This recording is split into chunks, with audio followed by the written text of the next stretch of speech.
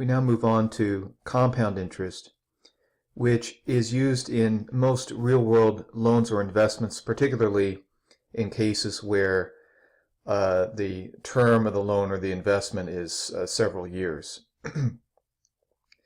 In the case of compound interest, interest is paid both on the principal and on previously earned interest. So essentially, we could say interest is computed on interest as well as on the original principal.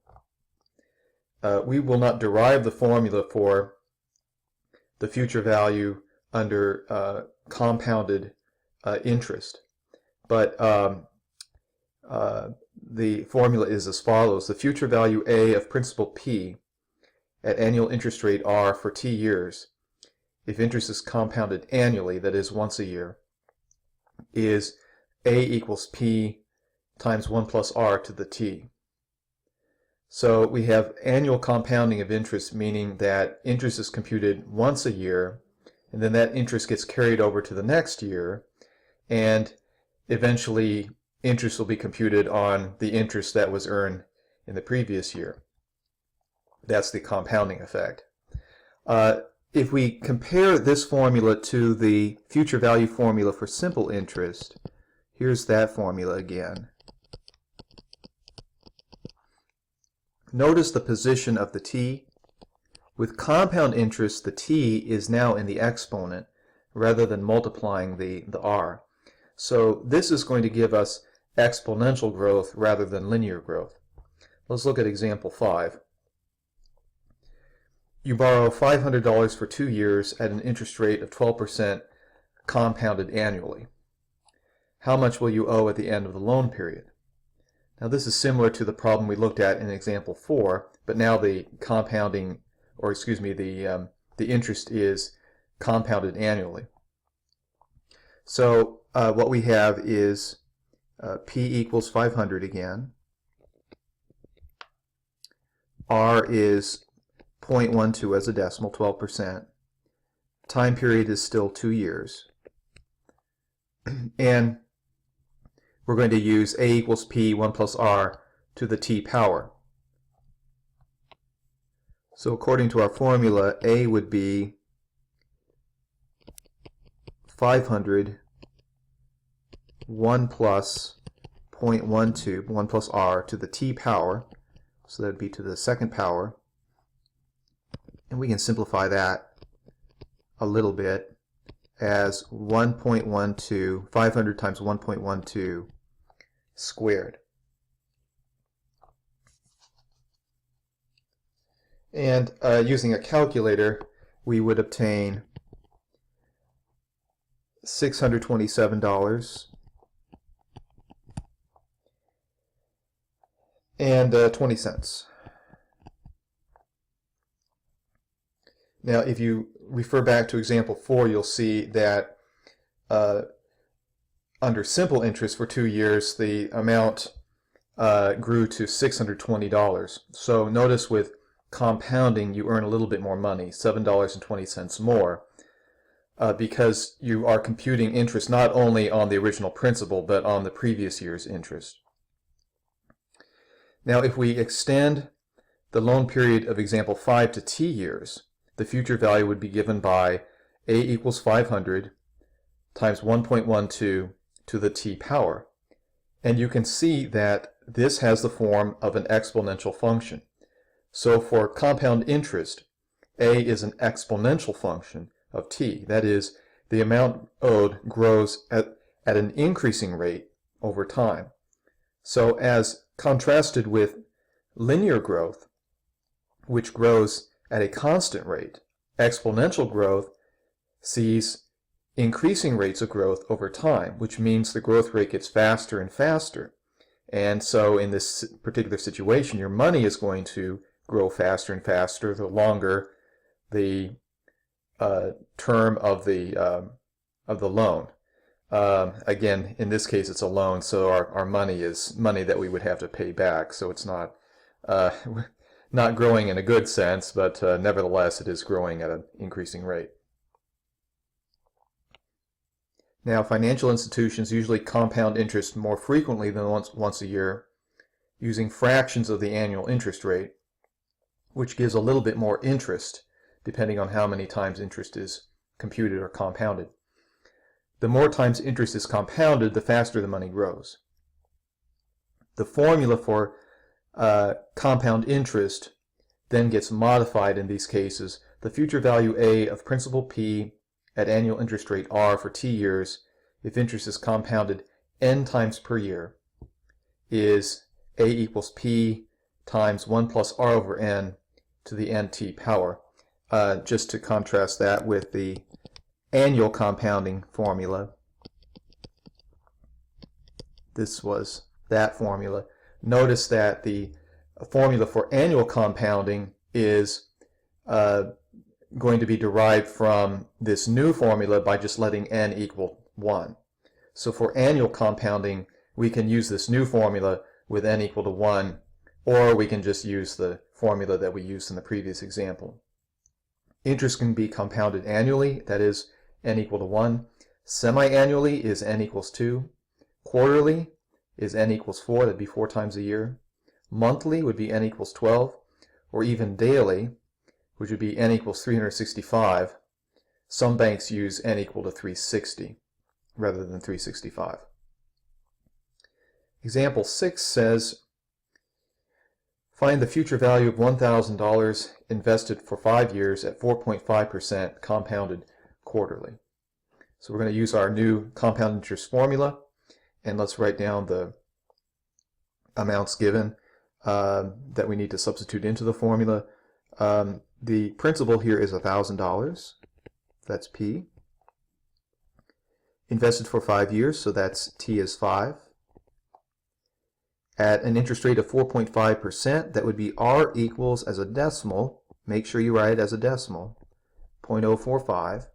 Compounded quarterly would be n equals 4. So substituting in, A would be 1,000. 1 plus R is 0.045 divided by n is 4, to the nt, that'd be 4 times 5 power. So that's not 4.5, it's 4 times 5. We can simplify this a little bit before substituting it into a calculator. And by the way, you don't have to simplify too much in substituting into a calculator. In fact, sometimes it's better not to simplify what's in the parentheses, just to enter it using parentheses on your calculator. But in this case, I'll go ahead and simplify this just to show you that it has the form of an exponential function. It would be 1.01125 raised to the 20th power. And to the nearest cent, the dollar amount, the future value, would be $1,250.75. What I was referring to earlier is that in this case we were able to obtain an exact decimal form for what was in the parentheses, but in some cases you end up with a repeating decimal and can't really write it in an exact form. In those cases, it's better just not to simplify what's within the parentheses when you're using your calculator. We've been told that as the number of compoundings increases, the amount of money earned increases. So a legitimate question would be, is there a limit to the amount of interest you can earn if the number of compounding periods increases without any limit, without bound? To answer this question, let's take a simple situation. Suppose we invest $1 for 1 year at an interest rate of 100% compounded n times. If we apply the compound interest formula, let me show some of the details here. The compound interest formula is A equals P times 1 plus R over n to the nt power. Here we're taking P to be 1. R is 100%. As a decimal, that's 1. And T is 1. So if you plug in 1 for P, for R, and for T, it leads to 1 plus 1 over n to the n. As we look at different values of n, we can see the amounts that would generate. These are not rounded to the hundredths place, but actually to 5 decimal places. For 100% interest, by the way, if you just compound annually, if you start with $1 with 100% interest, it means that you would end up after 1 year with $2. So if n were equal to 1, the amount A, the future value, would be $2. You double your money, basically. If n is 4, you have about $2.44 according to the table that you see. For monthly compounding, n equal to 12, about $2.61. For daily compounding, about $2.71. If you increase beyond daily to 1,000 times a year, the amount barely increases, notice. Just a few thousandths. So it's $2.72. And even if you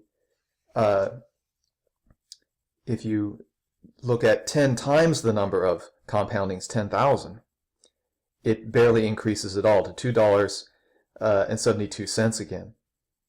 So the table appears to indicate that the future value will not exceed $2.72, no matter how many times interest is compounded.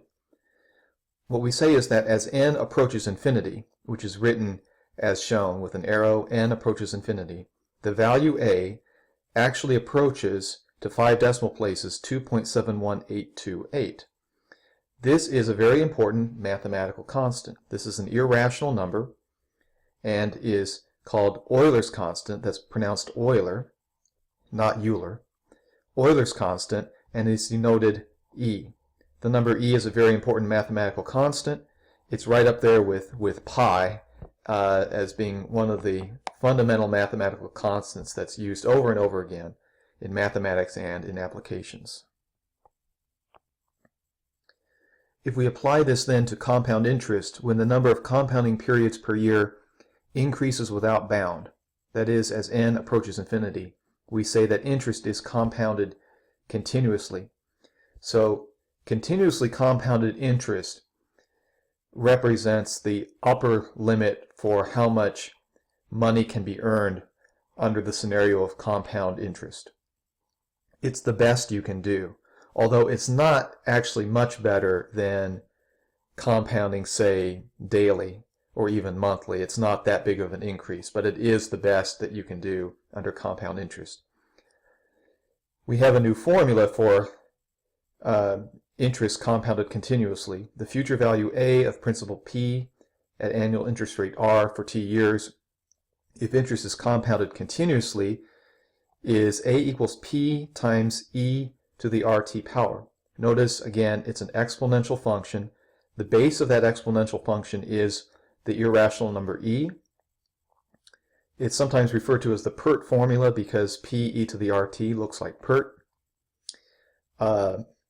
And notice also within the formula there's no n listed.